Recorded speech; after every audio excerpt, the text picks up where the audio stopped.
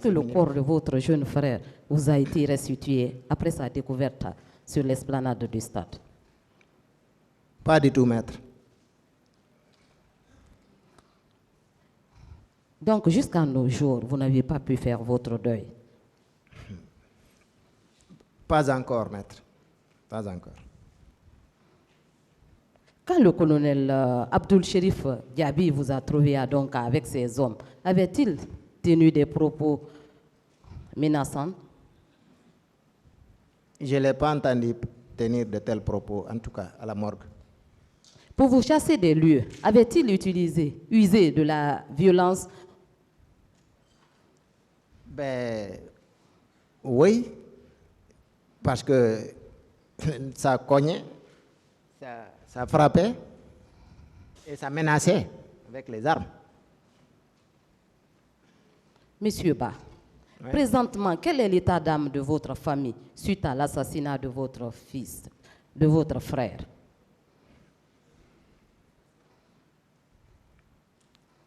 Nous sommes très éplorés. Nous souffrons.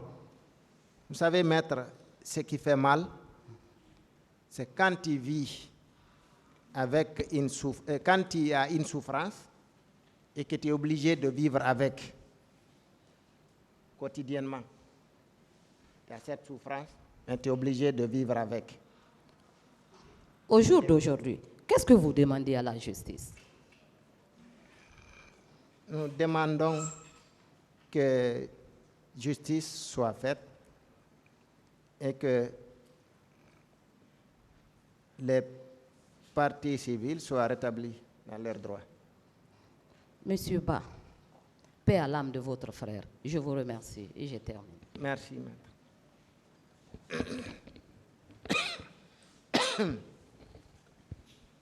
Merci, Monsieur le Président. Chers confrères, je vous présente mes condoléances et toute ma compassion. Merci, maître.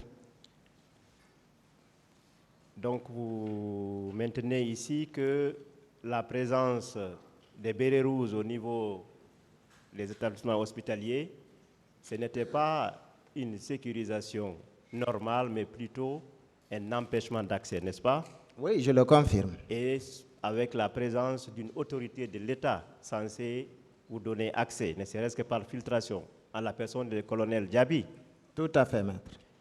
Et nous savons les pires pour les victimes, c'est surtout au niveau des disparus de ne pas avoir vu la sépulture de leur personne, n'est-ce pas, de membres de leur famille. C'est juste, maître. Est-ce que si le tribunal arrive à découvrir les lieux des fosses communes et qu'une stèle commémorative est apposée là, cela ne constitue pas une réparation pour vous? Ça serait vraiment salutaire, maître. Je le souhaite vivement. Merci, Merci. Monsieur le Président. Merci, Monsieur les inspecteurs. Merci. Je vous remercie, Monsieur le Président. Je voudrais présenter aux chers confrères toutes mes condoléances, ainsi qu'à votre famille. Est-ce que, chers confrères, vous savez, depuis le début de cette procédure, je vous ai vu suivre depuis 2009. Oui, maître. Bien. Est-ce que, chers confrères, vous savez que vos déclarations m'ont beaucoup édifié et je pense que ça va aider et le tribunal et les autres victimes. Merci, maître. Je voudrais vous demander, confirmez-vous que les bérets rouges évacuaient de façon simple, chassaient les blessés et autres au niveau des urgences?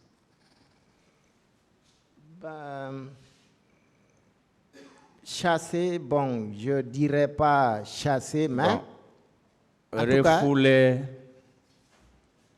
aux urgences, je vais dire. Oui. Bon, mais En fait, leur présence empêchait le service normal de se dérouler. Donc, ipso facto, ce n'était pas facile pour les médecins de recevoir les blessés, les femmes victimes de viol, n'est-ce pas? Tout à fait, tout à fait. Maître, l'attaque qui a eu lieu au stade, c'était contre une population civile, non? Tout à fait, maître. C'était de façon systématique, non? C'est ça, maître. Et encore généralisée, non? Oui, maître. Confirmez-vous, enfin, je finis, que les événements du 28 septembre, c'est le lundi sanglant et les jours qui ont suivi? C'est ça, maître. C'est ça. Je vous remercie et je remercie Monsieur le Président.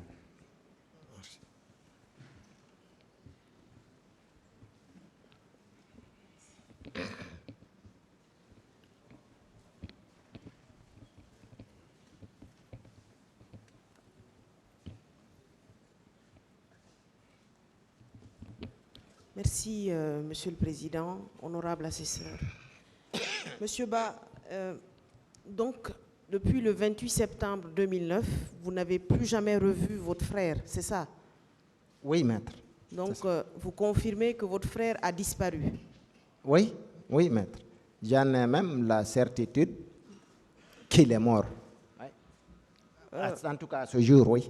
Avec le temps, plusieurs années sont passées. Vous pensez que votre frère est allé au stade parce que c'était tout simplement un citoyen engagé? Oui. Oui, maître. Et vous pensez que c'est normal de perdre la vie dans ces conditions parce que tout simplement, on a des convictions politiques pour notre pays? Pas du tout. Ce n'est pas du tout souhaitable que cela arrive à cause de l'expression de ses opinions. Était-ce un homme violent, votre frère? Pas du tout, pas du tout. Il est décrit comme tous ses proches, nous, ses parents, comme étant un jeune, poli, serviable et vraiment disponible pour tout le monde. Mais cependant, il avait des convictions politiques et il fallait à ce moment-là faire taire toutes les voix discordantes. Évidemment, oui. Je vous remercie, cher confrère. Merci, maître. Monsieur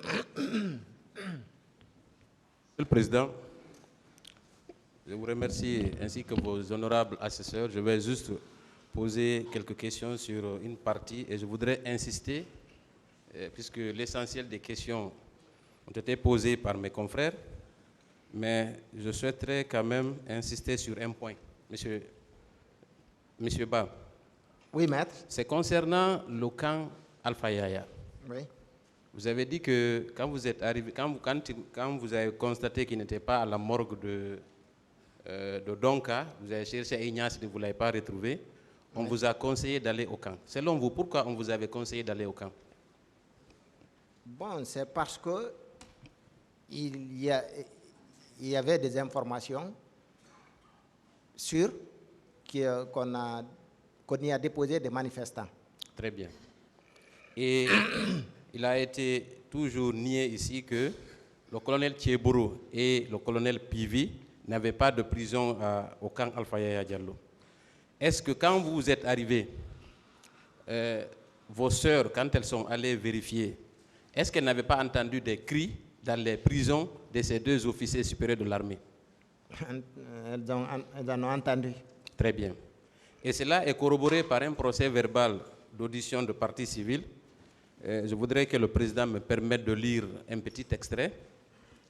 Il s'agit du procès verbal d'interrogatoire de M. Yagou Babari en date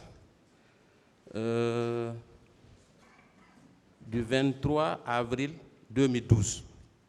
C'est le procès verbal additif, parce qu'il avait été entendu pour une première fois et la nécessité s'est imposée de l'interroger une deuxième fois. Voilà ce qu'il dit. À la question de savoir, à la première page pour les confrères, à la question de savoir, qu'avez-vous à ajouter à votre narration des faits? Réponse, Je vous précise qu'au moment de ma détention à la prison de Kieboro, aux environs de 0 heure, 2 pick-up de la gendarmerie ont embarqué des personnes vivantes pour une destination inconnue. Il poursuit. Aux environs de 0h30, 2 autres pick-up ont embarqué de la prison de Pivi des personnes vivantes pour encore une destination inconnue. Après, il ajoute, j'ai également remarqué une dizaine de camions bennes destinés au ramassage des ordures simples, des ordures remplies de cadavres pour les envoyer vers Yimbaya ou une autre destination. Ce qui signifie, au-delà de priver des citoyens de leur liberté au camp Alpha Yaya Diallo, également, plusieurs bennes ont convoyé des cadavres dans des destinations inconnues. Oui ou non? C'est sûr. Très bien. Ensuite, et c'est par là que je vais terminer pour ce procès verbal, question du pôle des juges d'instruction. Au moment qu'on embarquait les personnes détenues à la prison de Kieboro et de Pivi, est-ce que les deux y étaient? Voilà la réponse de M. Yagou Babari, qui a été détenu dans cette prison. Oui, d'ailleurs, même Dadis était présent.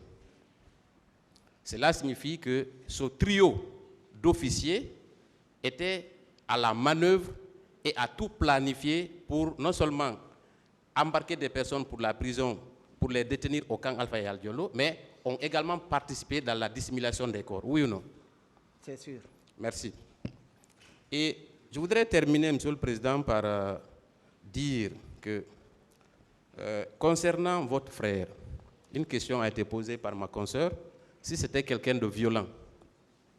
Vous avez dit non. Moi, je l'ai personnellement connu parce qu'il est mon aîné à Pita. Voilà quelqu'un qui, à peine, levait les yeux pour saluer les gens tellement qu'il était respectueux. Monsieur le Président, et c'est par là que je voudrais terminer, je vous remercie de votre patience. Merci. Merci, Monsieur le Président. Chers confrères, je voudrais à mon tour également vous présenter les condoléances et les présenter à votre famille. Merci. Alors, chers confrères, vous qui étiez au téléphone avec votre jeune frère qui était à l'intérieur du stade, est-ce qu'avant l'arrivée des militaires et leur introduction à l'intérieur de ce stade, il vous avait informé que les manifestants et les leaders étaient sous menace? Est-ce qu'il vous l'avait dit? Selon ce que lui m'avait décrit, à l'intérieur du stade, pendant un bon moment, il n'y avait rien qui pouvait faire croire qu'il allait être réprimé. Donc il n'y avait aucun problème avant l'entrée des militaires à l'intérieur? Aucun problème. D'accord. Parce que moi, j'entendais même en fond sonore les discours, parce que c'était sonorisé.